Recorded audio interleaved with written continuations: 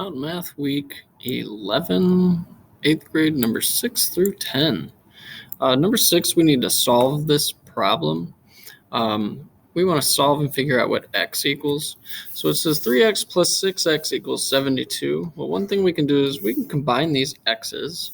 You're going to get 9x equals 72. And I think that you can probably figure out what x equals with that. Number 7, you need to sketch a graph.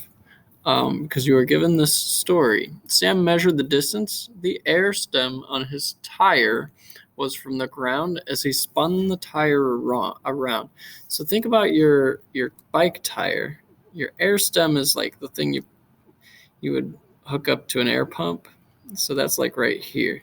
And he's measuring how tall is this? Every time it goes around, every time it goes around, every time it goes around. So it'd be like right here and then here, the height right here, the height right here, the height right here. And he's recording the height over time. So at some point it's going to be really low, at some point it's going to be really high, and back at some point it goes all the way around in a circle and it's going to be really low again. It's going to be really high and really low. So your line should probably look something like this. It's kind of squiggly like so, but you need to explain your rate of change. Oh no, that's not all that. You just need to sketch the graph. So draw me a graph where your y-axis is distance from the ground and your x-axis is time. Now my graph here that I just sketched is not good because this guy is floating.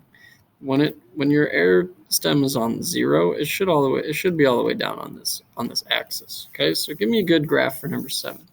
You also need to give me a title for your graph.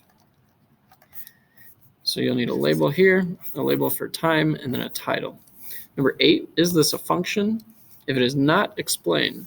Remember with a function, we have the vertical line test. So this is a circle. If I draw a vertical line right here, that should tell you right now if that's a function or not. Number 9, we have a line and it gives us our y-intercept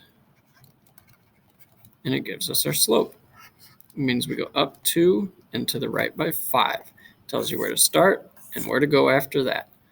Number 10, you need to write an equation for this line. They showed you the y-intercept, so that's like that plus 1, and they show you we go up 1, 2, 3, and over 1. They give you the y-intercept, and they give you the slope. You need to write me an equation, y equals m, that's where your slope goes,